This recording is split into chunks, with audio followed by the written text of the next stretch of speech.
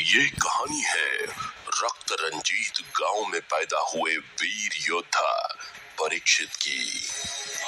शिकुन एक ऐसा गांव जिसका इतिहास खून से सींचा गया था। एक ऐसा गांव जहां जान की कीमत इतनी सस्ती हो गई थी जो एक वक्त के खाने के बदले दी जाती थी। अब तो गांव में कुछ बचे खुचे परिवार रह रहे थे, एक दहशत के साथ। दहशत एक समुदाय की, दहशत एक श्राप की, दहशत उन दुश्मनों के वापस आ जाने की, दहशत अपनी जान गंवाने की। और इन सब के बीच था परीक्षित, जो इन दहशतों से अनजान भी था और परे भी, निडर भी था और बहादुर भी। परीक्षित जो मारने को तैयार था लेकिन मरने को हरगिज नहीं। कुछ राज थे शायद जिससे अभी वो बेखबर था, लेकिन जब खुल जाएंगे सारे राज तो कैसे करेगा परीक्षित उनका सामना और अपनों का बचाव। ये कहानी है उस वीरता की। इस धरती पर देवता और दानव हमेशा हुए हैं। जब जब दानवों का अत्याचार बढ़ा तब तब उसने अवतार लिया। ये कहानी है भारतवर्ष के सबसे समृद्ध राज्यों में से एक शिकुन की। शिकुन की समृद्धि इतनी थी कि देवता भी उससे लालायित रहते थे। लेकिन तब दानवों की नजर शिकुन पर लग गई और मानो लग गया शिकुन को ग्रहण। दानवों के गुरु ने शिकुन की बर्बादी के लिए हवन किया और इसमें बलि चढ़ा दी राज्य के लोगों की। बस थोड़े से लोग जो समय रहते राज्य से भाग गए वो बच गए। और ये कहानी है उनकी। ये कहानी है शिकुन के उस योद्धा की। उस वक्त किए गए उस हवन के कारण भयानक अकाल पड़ा, जिससे अब राज्य और राज्य के आसपास के लोगों को खाने के भी लाले हैं। उस समय राज्य में कुछ एक लोग ही बच गए थे जो गांव में रहते हैं। कई पीढ़ी बीत जाने के बाद भी उनके मन में वो घाव बचा हुआ है जो उन्हें सालों पहले मिला था। उन्हें आशंका है एक बार फिर से दानवों के हमले की, इसीलिए वो एक ऐसी पीढ़ी तैयार कर रहे हैं जो जानवरों से लड़े और उनकी रक्षा करें। शिकुन राज्य के इस गांव में सैकड़ों सालों से इस तरह की नियति चली आ रही थी। हर पीढ़ी से अपेक्षा की जाती थी कि ये उन राक्षसों को खत्म कर देगी, लेकिन ऐसा नहीं हो पा रहा था। ऐसे में अब गांव के लोग गांव के बच्चों को तैयार करने में लगे हुए थे। सीधे खड़े रहो, सूरज की ऊर्जा को अपने आप में समा जाने दो।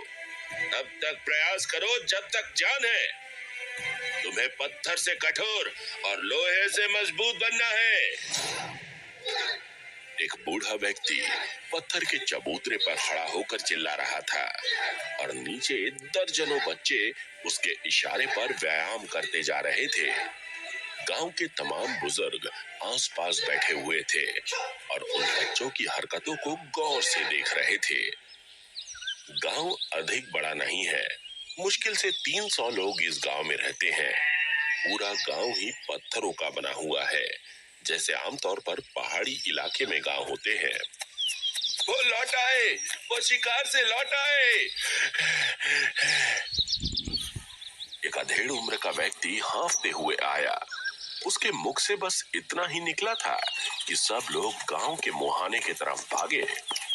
बच्चे बिना मास्टर के कहे हिल भी नहीं सकते थे। मास्टर ने बिना देर किए कह दिया, खड़े रहो, और गांव के मुहाने की तरफ दौड़ पड़ा। बच्चे अभी भी उसी अवस्था में खड़े थे। 2 लोगों की मौत हो गई है और कुछ लोग घायल भी हुए हैं। गांव के मुखिया ने नम आंखों से कहा। एक बूढ़ा आदमी लगभग रोने लगा। उसके मुख से केवल इतना ही निकल पाया, ये तो इस गांव की नियति है। ये कहानी हम हमेशा से यही सब देखते आए हैं। गांव में पैदा हुए कब हमारी रक्षा करने कोई आएगा। शिकुन एक ऐसा गांव की झुर्रियां जिसका इतिहास खून से सींचा गया था।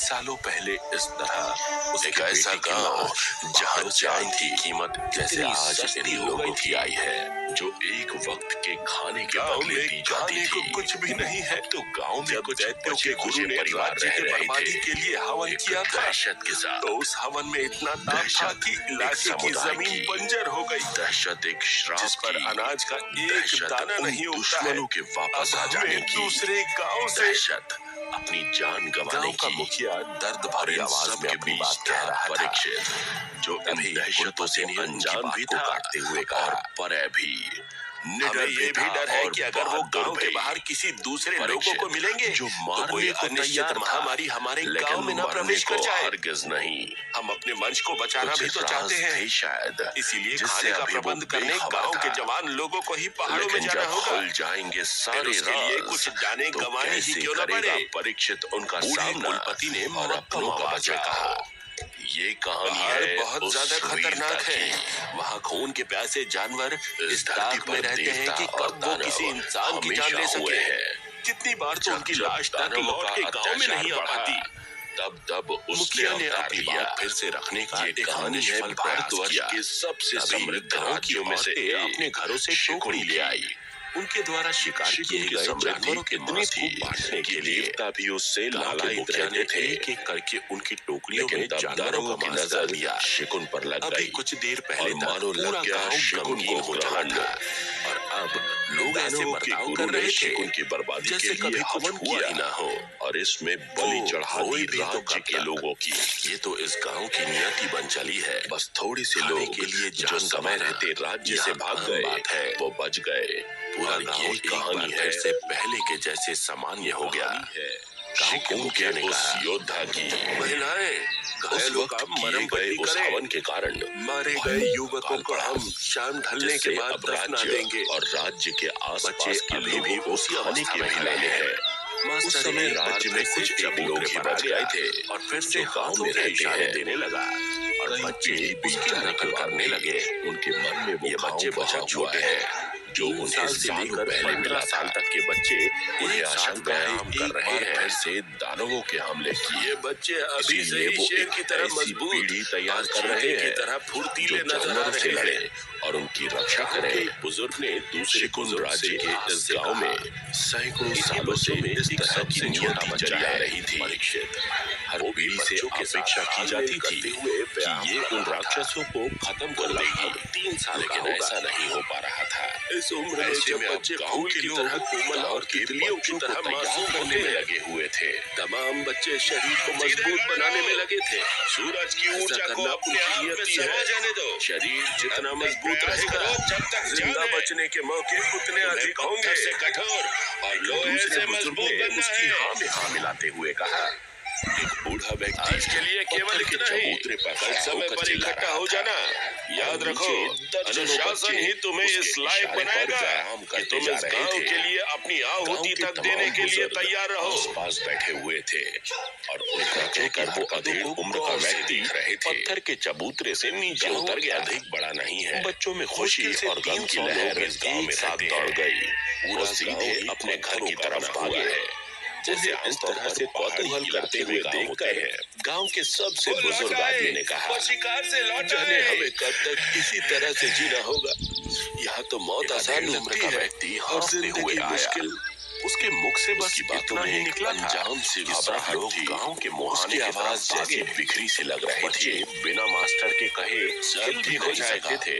वो हमें बचाने किसी न किसी को बिना देर किए कह दिया। हम अपने वंश का बदला इन राक्षसों से जरूर लेंगे। गांव के मुहाने की तरफ के मुखिया ने उन्हें ढाढ़स बांधते हुए भी उसी अवस्था में खड़े थे। बच्चे अपने अपने घर जा चुके थे। उनकी माओ ने पत्थरों के कटोरे में उनके लिए तब तक खाने लायक मांस तैयार कर दिया था। आंखों से कहा, खाना पर्याप्त नहीं है और जो मिलता है वो भी बहुत मुश्किल से केवल इतना ही निकल पाया। इन बच्चों को बचपन से ही खाने के महत्व के बारे में सिखाया गया है। आज शिकार में गांव के युवाओं ने पर्याप्त भोजन लाया है, लेकिन फिर भी इस भोजन को बचाना होगा क्योंकि शिकार पर जाने का मतलब है उसके चेहरे की झुर्रियां उसके दर्द को बयां कर रही थी। मुखिया के घर पहुंच गया पहले, जहां मुखिया की बीवी उसे अपने हाथों से खिला रही थी और प्यार करती जा रही थी। लोगों की आई है। तभी मुख्य द्वार से मुखिया घर के भीतर दाखिल होता है। कुछ भी नहीं है। उसने माँ और बेटे को देखकर मंद मंद मुस्कुराना चालू कर दिया था। तो अपना परीक्षित अब बच्चा नहीं रहा जो तुम उसे अपने हाथों से खिला रही हो। देखा था ना आज का सुबह में कैसे अपना परीक्षित बड़े बच्चों के साथ व्यायाम कर रहा था।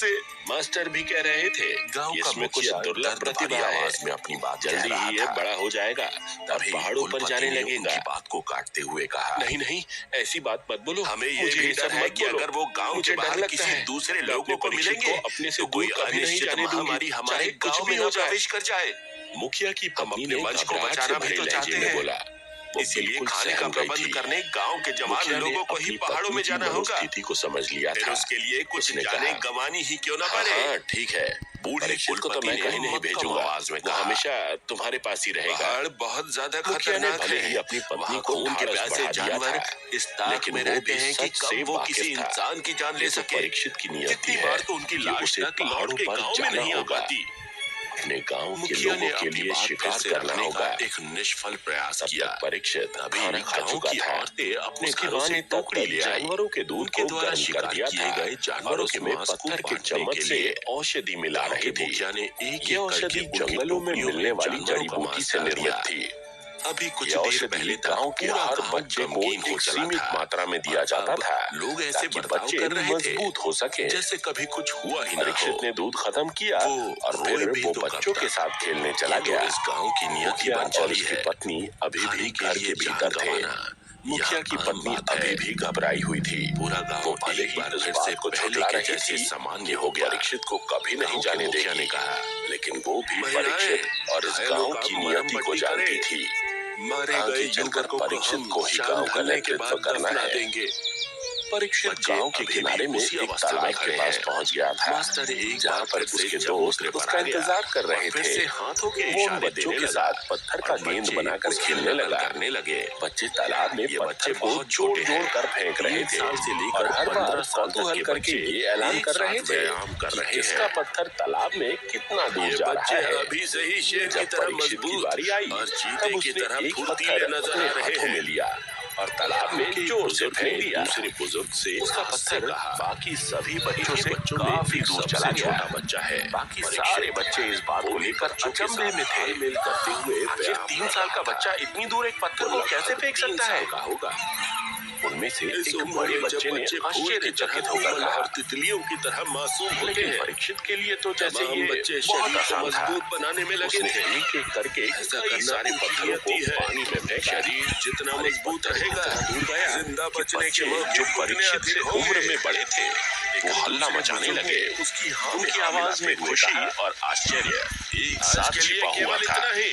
कल समय पर इकट्ठा हो जाना और याद रखो तमाम अनुशासन ही तुम्हें इस लायक बनाएगा। वो सभी तुम इस गांव के लिए अपनी छांव में बैठे हुए थे। तैयार रहो। कुछ बुजुर्ग बरगद के पेड़ की जड़ में बने बरामदे में बैठे हुए थे और गांव का मुखिया इन बुजुर्गों के बीच में बैठा हुआ था। बच्चों में खुशी सभी लोग की लहर में बात कर रहे थे। दौड़ गई। तभी वो मुखिया ने बोलना शुरू कर दिया। आगे सभी लोग चुप हो गए। कौतूहल करते हुए देखकर कि 90 सबसे बुजुर्ग इसी तरह से चलता रहा। जाने मुझे गांव का इसी तरह से जी रहा भविष्य संकट में दिख रहा है। तो बहुत आसान लगती है। सभी को जल्द ही कोई ठोस कदम उठाना पड़ेगा। उसकी बातों में एक अनजान सी घबराहट थी। उसकी आवाज जैसी बिखरी सी लग रही थी। स्वर में घबराहट और दुख दोनों ठीक हो जाएगा। वो हमें बचाने किसी न किसी को भेजेगा और हम अपने वंश का बदला पूछने के राक्षसों से जरूर लेंगे। लेकिन मुखिया जी, हम लोग इन दायित्वों का सामना कैसे करेंगे? ये हमारे से इतने अधिक ताकतवर हैं। अपने घर जा चुके थे। मुकाबला करना बहुत ज्यादा मुश्किल है। पत्थरों के कटोरे में उनके लिए तब तक खाने लायक मेज तैयार कर दिया था। से बांध रखा है। खाना पर्याप्त नहीं है और जो मिलता है प्रवेश कर जाते बहुत मुश्किल से खत्म कर देते। इन बच्चों को बचपन से ही खाने के महत्व के बारे में सिखाया गया है। मैं सब जानता हूँ। आज शिकार में हमारे पास अभी कोई विकल्प नहीं है। भोजन लाया है, हमें अभी किसी तरह से अपने आप को बचाना होगा। वर्तमान नस्ल जाने का मतलब परीक्षित से हमारी आस जुड़ी हुई है। परीक्षित यही भी बच्चे दौड़ता आगे हुआ चलकर मुखिया हमारे के और घर हमारे पहुंच गया, गांव के लिए कुछ कर जहां सकते मुखिया हैं। की बीवी उसे अपने हाथों से खिला रही मुखिया थी ने उन्हें और प्यार सांत्वना करती जा देते रही हुए थी। कहा, तभी सिखाया मुख्य तो द्वार हमने से उन्हें भी मुखिया था जो घर के मारे जा भीतर रहे दाखिल हैं। होता है। उन्हें भी हमने इसी तरह से उसने माँ ट्रेनिंग दी और थी बेटे को जैसे देखकर अब बच्चों को मंद-मंद दे रहे मुस्कुराना हैं। चालू कर लेकिन दिया। क्या हुआ? क्या अपना वो जानवरों के परीक्षित अब साथ बच्चा नहीं मुकाबला रहा कर पा रहे जो हैं? तुम उसे अपने हाथों से खिला रही हो।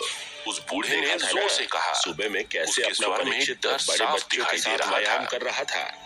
कम से मास्टर कम भी कह आज रहे तो ऐसा थे ना बोलो। कि इसमें कुछ आप दुर्लभ लोग उन लोगों प्रतिभा का है। अपमान कर रहे हो जल्दी ही ये जिन्होंने बड़ा हो हमारे जाएगा खातिर अपनी और जान दे पहाड़ों दी। पर जाने लगेगा। आज अगर हमने भोजन भी किया नहीं, है नहीं, तो उन्हीं ऐसी की बात मत बदौलत। बोलो, मुझे ये सब मत अभी बोलो। इस तरह की मुझे बातें डर करने लगता का है। समय नहीं मैं है। अपने परीक्षित को हमें अपने से अपनी दूर एकता कभी कायम नहीं रखनी जाने होगी दूंगी, और चाहे आगे कुछ के भी हो जाए। विकल्पों को तलाशना होगा। मुखिया की पत्नी ने घबराहट से भरे लहजे में बुजुर्ग ने बोला। अपनी बात वो समाप्त बिल्कुल की। सहम गई तभी थी। दूसरा बुजुर्ग बोल मुखिया पड़ा। ने अपनी पत्नी की मुखिया मनोस्थिति जी, को मुझे समझ लगता लिया है कि इन था। बच्चों के आहार उसने में कहा, और व्यायाम में कुछ हाँ, बदलाव करना ठीक है। होगा। परीक्षित इस को तो तरह मैं से ये कहीं नहीं बच्चे भेजूंगा। पिछली बार के वो समूह हमेशा से अधिक तुम्हारे पास ही शक्तिशाली रहेगा। बनेंगे। आपको क्या मुखिया लगता ने है भले मास्टर ही जी? अपनी पत्नी को ढाढ़स इन बढ़ा बच्चों का दिया था, मास्टर जो लेकिन अभी वो तक भी चुप सच था, से उसने वाकिफ कहा, था। ये तो परीक्षित की नियति अभी है वो समय कि नहीं उसे आया है। पहाड़ों पर अभी ये जाना बच्चे होगा। बहुत छोटे हैं। अपने समय गांव आने के पर उनके लोगों के लिए व्यायाम और शिकार खान करना पान में होगा। जरूरी बदलाव किए जाएंगे। तब तक परीक्षित खाना कुछ खा बच्चों चुका में था। मुझे अभी से उसकी अधिक माँ ने ऊर्जा तब और तक जानवरों के दूध प्रतिभा को नजर गर्म आ कर रही दिया है। था और उसमें खासकर पत्थर के परीक्षित में तो चम्मच से ऊर्जा औषधि कूट मिला कूट कर रही भरी थी। हुई है। ये औषधि इस उम्र के जंगलों में बालक के मिलने लिए वाली ये सब जड़ी बूटी नायाब से है। निर्मित थी। ये हमें उसे औषधि संभालना गांव होगा के हर ताकि बच्चे को आगे एक चलकर वो सीमित गांव का मात्रा में नेतृत्व दिया कर जाता पाए। था ताकि बच्चे मुखिया मजबूत खामोश हो था। सके। वो कुछ छुपा रहा था। परीक्षित ने दूध परीक्षित खत्म के किया बारे में कुछ और ऐसी फिर वो बातें थी बच्चों के साथ जो खेलने उसने चला गया। अपनी पत्नी तक से मुखिया नहीं और बताई उसकी थी। पत्नी अभी भी घर क्या के था भीतर थे। परीक्षित का राज? मुखिया की पत्नी उसके जो अभी भी लक्षण घबराई हुई अभी से थी। दिख रहे थे। वो भले ही उसके इस बात पीछे को क्या झुठला रही कारण थी था? कि वो परीक्षित क्या को कभी परीक्षित नहीं की जाने प्रतिभा देगी। सच लेकिन में वो भी इतनी अनमोल परीक्षित थी और इस कि वो गांव की गांव के नियति लोगों को की जानती रक्षा थी। कर पाए। आगे चलकर जानने के लिए परीक्षित को सुनते ही रहिए। गांव का नेतृत्व करना है।